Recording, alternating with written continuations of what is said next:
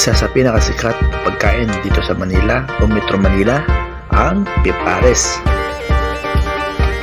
Sa bahay, pwedeng gawin to, basta tamang ingredients lang. Tara, luto tayo!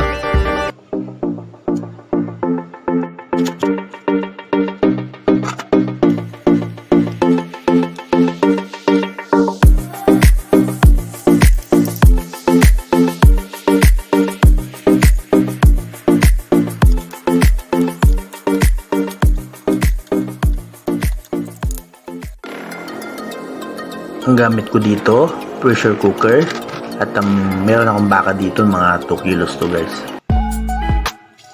Maglalagay ako dito ng 2 liters of water, enough para ma-cover niya ang meat na papakulo natin. I-cover lang natin ang pressure cooker, but don't lock. Papakulon natin to ng 10 to 15 minutes hanggang lumabas ang impurities na dapat natin tanggalin. Itong mga nakalutang na to, yan yung mga impurities or scums na galing sa pinakuluan na meat ng baka. Once na natanggal na natin yan, pwede natin ilagay ang mga following ingredients. Maglalagay ko dito ng 3 pirasong star anise. Next natin ng ground black pepper o durog na paminta. Next is, maglalagay ako dito ng 2 tablespoon na salted yellow beans.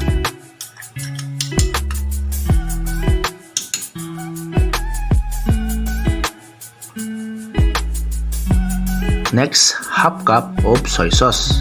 Any brand guys, pwede.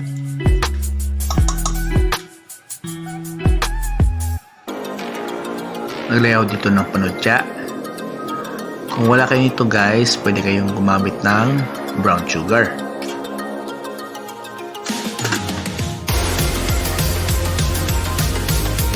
So after this, pwede natin close and lock ang pressure cooker, and we will cook this for 1 hour. After 1 hour, balikan natin ng pressure cooker. Shut off na natin yung stove.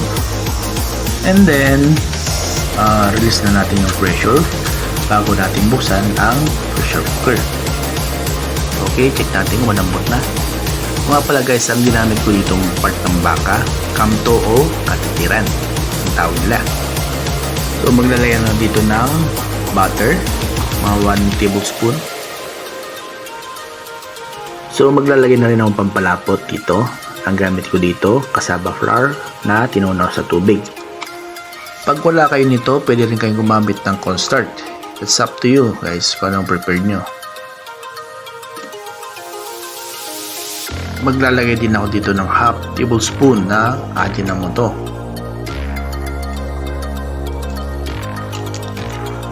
So okay na to. Susunod ko na yung ibang kailangan, tulad ng sabaw ng pares at fried rice. So para sa sabaw, maglalagay ako dito ng buto ng baka o yung mga kinat na bone marrow ng baka. Mahigit 1 kilo itong buto ng baka na nilagay ko dito na ating papakuluan. So same procedure, papakulan natin to ng 10 to 15 minutes hanggang sa lumabas ang impurities or scum na dapat natin tanggalin.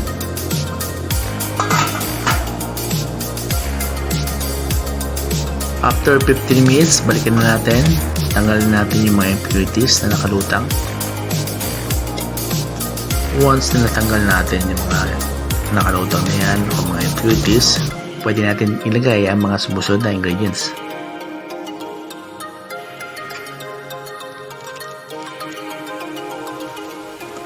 Naglagay ako dito ng sibot. Isa ito sa nagpapasarap guys, lalo sa bulalo. Maglagay tayo ng asin, 2 tablespoon. Sibuyas.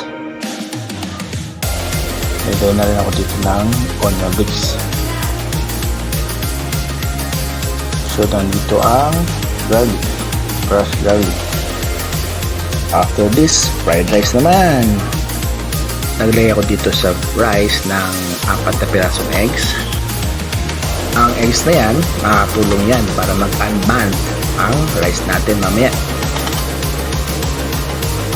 Oo nga pala guys, once nagluto kayo ng kanin, 1 rice, 1 water.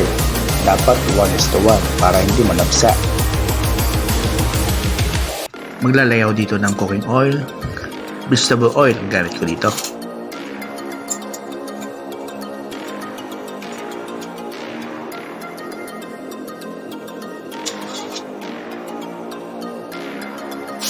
So, isutil lang natin ang sibuyas, followed by minced garlic.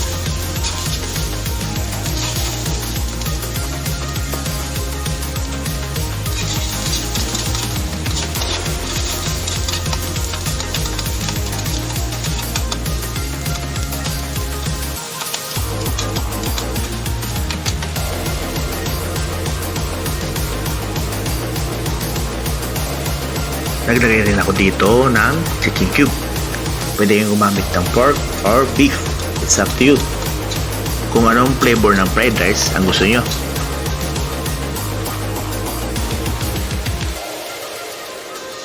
Gumamit ako dito ng oyster sauce, mga 2 to 3 tablespoon.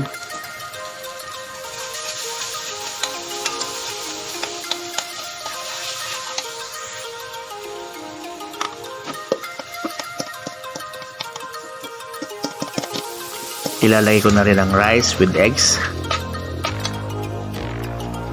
Once na naluto na yung eggs at na-dry up na, dyan na mag-aanban ang fried rice natin. Struggle talaga ang pagluto ng fried rice once na dikit-dikit ang mga kanin natin.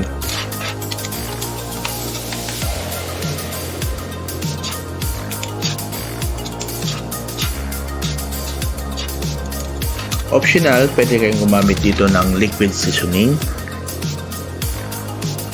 Pwede tayong maglagay dito ng onion leaves o daon ng sibuyas.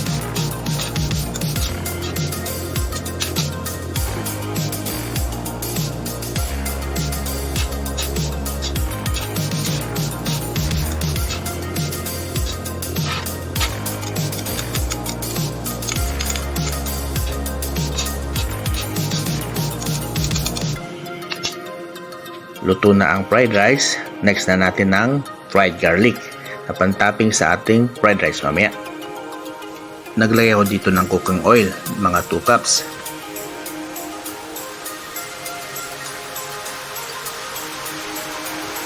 Maglalagay na rin ako dito ng minced garlic.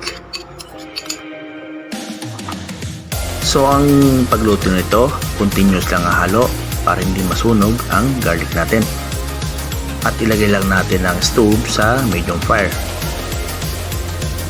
Oo nga pala guys, yung ginamit natin pamprito ng bawang or ng garlic, pwede natin gamitin in the future pang fried ng chicken, pork, or even the fish.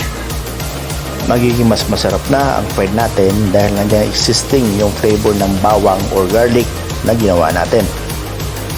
Once na nag-golden brown na ang ating garlic, gagamit tayo dito ng strainer. Yan, ito na ang ating beef pares.